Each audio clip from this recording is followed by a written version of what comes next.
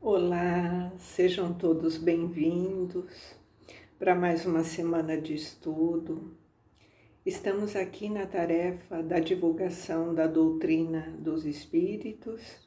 O meu nome é Valderez, eu faço parte da comunidade espírita Caminheiros do Amor, situada Avenida Arnaldo Magnicaro, 1370, no bairro de Campo Grande, capital São Paulo. E antes de darmos início e sequência aos estudos da semana, vamos fazer a nossa prece de abertura. Agradecendo primeiramente a Deus, o nosso Pai da vida, que nos oferece todos os dias a oportunidade do recomeço, para que possamos desenvolver a sua lei maior, a lei do amor. Estamos aqui na tarefa de amar, de nos recompormos com a lei de justiça, a justiça de Deus. Ainda não temos compreensão dessa justiça, mas nos conectamos a esse Pai da vida e sabemos que a sua misericórdia é infinita, que Ele sabe de todas as nossas necessidades e que estamos aqui para aprender a amar. Agradecemos também o nosso amado Mestre Jesus pelo teu Evangelho de amor, que nos guia, nos orienta nessa tarefa, sempre nos direcionando ao caminho que nos leva à luz, à paz e ao equilíbrio. Agradecemos também ao nosso benfeitor, ao nosso Espírito protetor, que caminha sempre ao nosso lado, a nos auxiliar na tarefa de refletirmos através das nossas intuições, das nossas inspirações, dos bons conselhos que nos sugerem. Sempre estamos amparados e nunca estamos sozinhos. E nessa comunhão de pensamentos, vamos pedindo licença e inspiração para a reflexão dessa semana.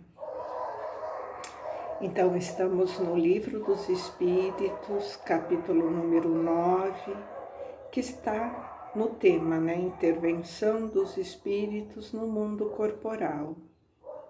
E o tema dessa semana é a influência dos Espíritos sobre os acontecimentos da nossa vida. É como que os Espíritos, os desencarnados, podem ter alguma influência sobre as coisas que acontecem na nossa vida. Então, nós vamos falar e refletir sobre 3 questões e vamos começar com a 529, onde Kardec pergunta aos benfeitores: o que se deve pensar das balas encantadas, de que tratam certas lendas e que atingem fatalmente um alvo? E eles respondem: pura imaginação. O homem ama o maravilhoso e não se contenta com as maravilhas da natureza. E tem dentro dessa questão mais uma questão. Os espíritos que dirigem os acontecimentos da vida podem ser contrariados pelos espíritos que queiram o contrário? E eles respondem: o que Deus quer deve ser. Se há atraso ou obstáculo, é por sua vontade. Então, aqui temos 2 questões e 2 explicações nessa questão 529. Então, aqui a reflexão é que o homem, nós estamos sempre buscando coisas que representem o sobrenatural, um milagre, alguma situação que fuja do que é normal, do que é natural, do que é previsto pela lei da natureza. Então, nós escutamos muitas vezes falar dessas balas encantadas, balas que procuram seus alvos, vamos dizer assim.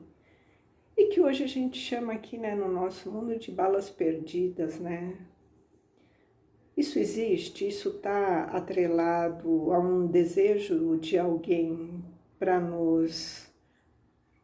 atingir aquele alvo, Aquele alvo é fatalmente a busca, daquela bala que se diz encantada, Então, essas explicações, elas estão ali no que é místico, como ele responde, é pura imaginação, Isso não existe bala encantada. Isso é sempre o homem buscando uma explicação, não querendo aceitar que o poder maior vem de Deus, Então, nada é maior do que os desígnios de Deus.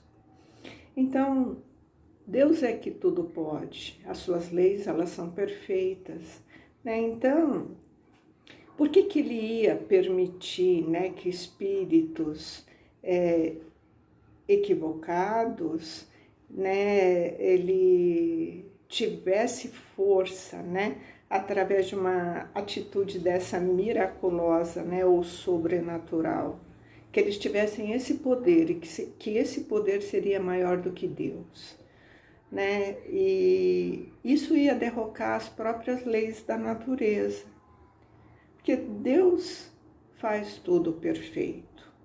Deus é perfeição. Então, por que um espírito ele teria o controle, de encantar alguma bala para atingir um determinado alvo? Sabemos que um projétil, quando ele sai, da arma, ele vai caminhar naquela direção, a não ser que haja ali algum objeto que atrapalhe a sua trajetória ou que o alvo se movimente. Então, essas são as leis da natureza. Então, nenhum espírito tem um poder superior a Deus. Deus é que coordena, vamos dizer assim, ele que sabe a necessidade daquele alvo ser encontrado. Então, quando a gente fala nessa questão das balas encantadas, e isso não existe, isso vai contra as leis da natureza.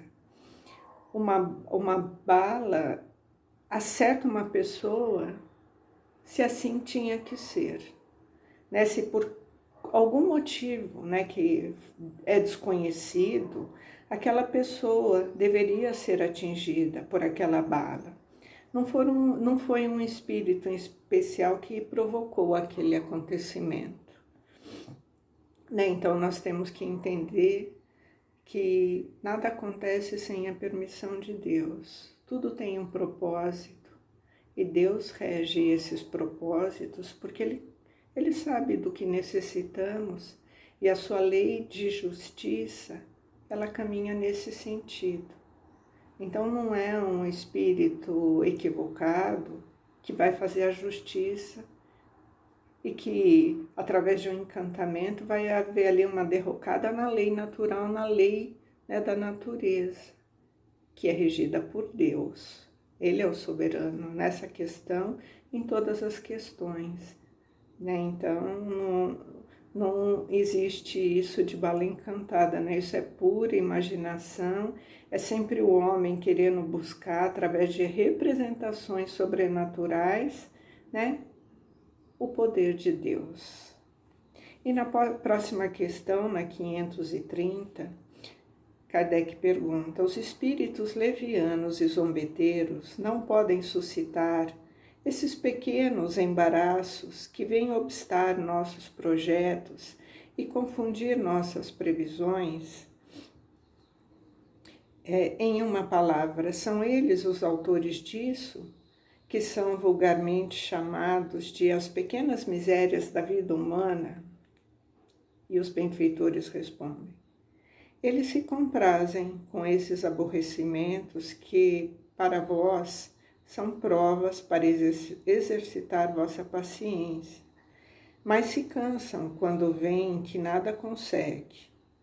Entretanto, não seria nem justo e nem exato acusá-lo de todas as vossas decepções, das quais vós mesmos sois os primeiros artífices, pela vossa irreflexão. Crê-se que a tua baixeza, que se quebra antes pelo fato da tua imperícia, de que pelos espíritos. E dentro dessa questão, tem a questão a questão A, né, da mesma pergunta. Os espíritos que suscitam aborrecimento agem em consequência de uma animosidade pessoal ou atacam primeiro que chega, sem motivo determinado, unicamente por malícia? E eles respondem: por um e por outro motivo. Algumas vezes são inimigos que se fez durante essa vida ou em outra, e que vos perseguem. De outras vezes não há motivo. Então, aqui dentro dessa questão número 530, tem 2 questionamentos, né? Na primeira, ele está perguntando, né, se as mazelas, né, da vida humana está atrelada por esses espíritos zombeteiros. São eles os causadores, né, das nossas pequenas misérias da vida humana? E eles respondem, né, que esses espíritos, eles se comprazem sim do nosso fracasso e dos aborrecimentos que acontecem na nossa vida. Sim, eles se comprazem, eles ficam felizes, porque eles querem a nossa derrocada. Mas eles não são responsáveis pelas misérias da nossa vida. Nós somos os autores da nossa história. E se damos ouvidos, né, a certas influências, é por escolha nossa, como já estamos estudando, né, há algum tempo nesse capítulo, nessa intervenção dos espíritos na nossa vida, né, material. Então, eles ficam felizes realmente, mas eles não são os causadores diretos dessas nossas perturbações, né, dos nossos equívocos e desses aborrecimentos que acontecem em nossa vida. Então, vamos pensar, né, se nós somos imprudentes e se nós estamos desapercebidos e estamos fazendo as coisas de forma inconsequente. Por exemplo, estamos ali lavando uma louça e a louça escorrega da nossa mão. A gente vai culpar os espíritos porque quebrou aquela louça que estava na nossa mão? Não, foi ali uma série de coisas, uma distração, uma imprudência, uma imperícia, um descuido nosso, que deixou aquela louça escorregar. Então, na nossa vida é assim. Se muitas vezes nós cometemos falhas ou equívocos e, em detrimento disso, nós vamos colhendo ali as consequências, né, dessas escolhas que nós fizemos, nós somos ali, como ele fala, os artífices, né, das mazelas pelas quais nós passamos. Por exemplo, esses irmãos que estão nos equívocos, eles podem muitas vezes suscitar ali pensamentos quando nós estamos, por exemplo, numa reunião de família e está tendo ali um acaloramento, né, das emoções, está tendo uma discussão. E esses irmãos que estão nos equívocos podem nos inspirar a ser ríspidos, a darmos uma resposta com raiva, com falta de cuidado e causar ali na discussão, muitas vezes, uma questão de animosidade com os familiares, de raiva, de ódio, de melindre. Eles podem ter nos sugerido, sim, ali alguma complicação, mas a escolha de ouvir o que está sendo sugerido é nossa. Nós podemos refrear esses pensamentos, porque já temos conhecimento do que é certo, do que é errado. Então, se nós refletirmos, as consequências dos aborrecimentos da nossa vida são as escolhas que nós fazemos. Eles vão se comprazer, porque ainda estão no equívoco. Então, eles querem que nós nos desequilibremos, eles querem nos tirar a paz, querem nos tirar do bom caminho. Mas se nós estamos firmes, se nós estamos ali imbuídos, né, de uma força de querer se melhorar, eles vão desistir, porque eles não vão encontrar em nós espaço para essas sugestões. E automaticamente, né, as nossas misérias, né, as nossas dificuldades, elas vão se tornando mais um fardo menos pesado, pelas consolações que Jesus nos traz, pela compreensão que nós temos de caminhar seguindo ali o modelo, o exemplo de Jesus. A gente vai tendo mais equilíbrio para tomar decisões e automaticamente os nossos equívocos serão menores. Então, esses pequenos aborrecimentos, né, que esses espíritos nos suscitam, serve como uma alavanca, né, que auxilia no nosso progresso. Então, Deus muitas vezes, né, permite essas situações para que nós possamos despertar, progredir. Então, é com a permissão de Deus, né, que acontecem muitas vezes esses aborrecimentos, né, que nos chegam, para que a gente possa se educar, para que a gente possa evoluir e melhorar. Então, muitas vezes eles nos servem como, né, um passar de ano, né, como uma tarefa, onde quando a gente se empenha, a gente passa de ano. E quando a gente passa de ano, a gente não precisa reviver de novo aquela situação, porque a gente já sabe, a gente já aprendeu que aquilo não é bom e não vai mais se comportar daquela maneira equivocada. Então, Deus sabe exatamente o que nós precisamos, somos nós ainda que insistimos, né, em permanecer na dificuldade, mas já estamos melhorando. Na questão número 531, Kardec pergunta: a malevolência dos espíritos que nos fizeram mal sobre a terra se extingue com a vida corporal? E eles respondem: frequentemente. Eles reconhecem sua injustiça e o mal que fizeram, mas frequentemente também eles os perseguem com sua animosidade, e se Deus permite, é para continuar a vos experimentar, para que possamos, né, nos melhorar. Então aqui Kardec está perguntando, né, se essa animosidade, né, se esse mal que esses espíritos nos fizeram, ele continua depois, né, que se extingue a sua vida corporal.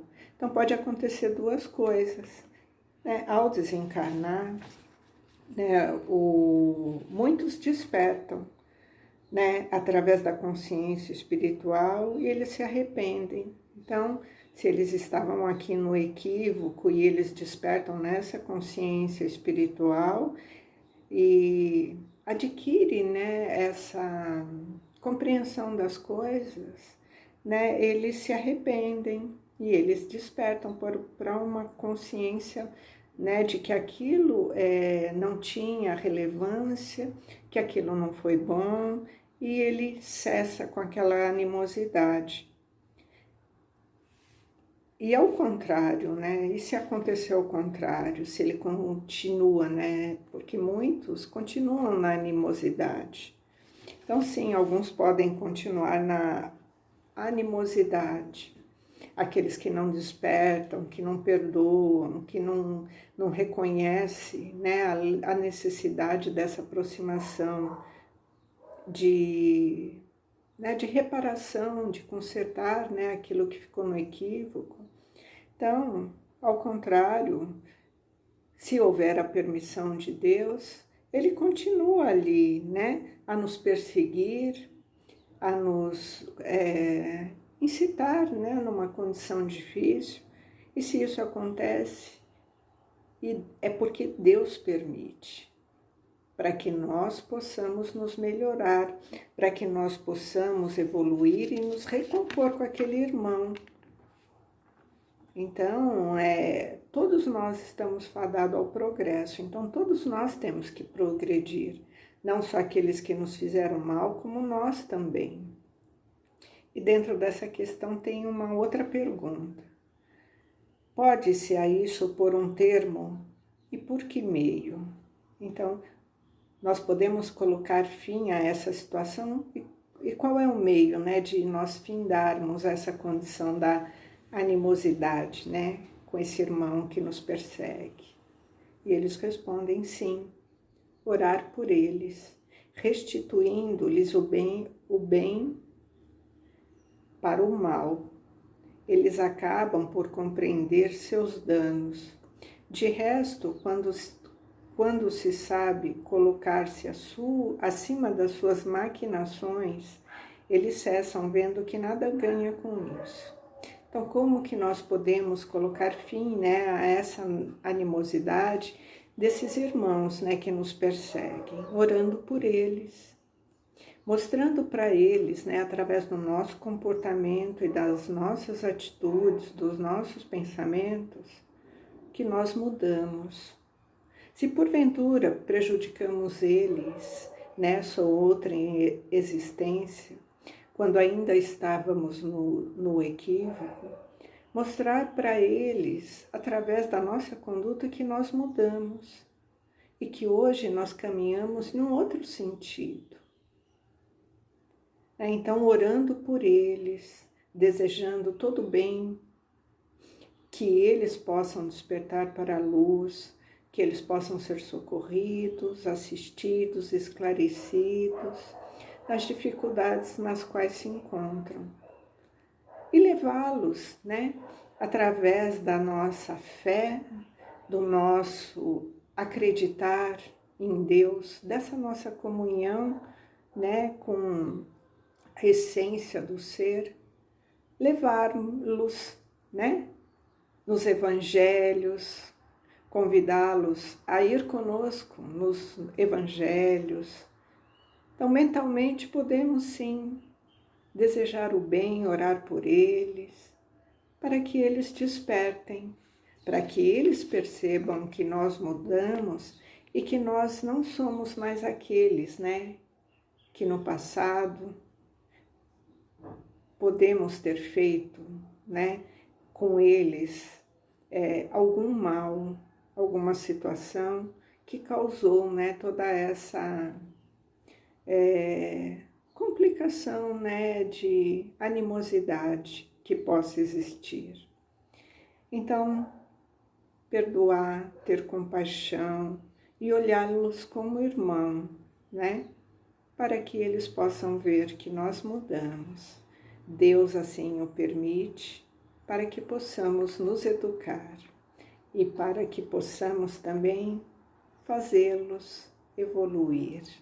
Essa é a lei do amor. Que assim seja, graças a Deus, graças a Jesus.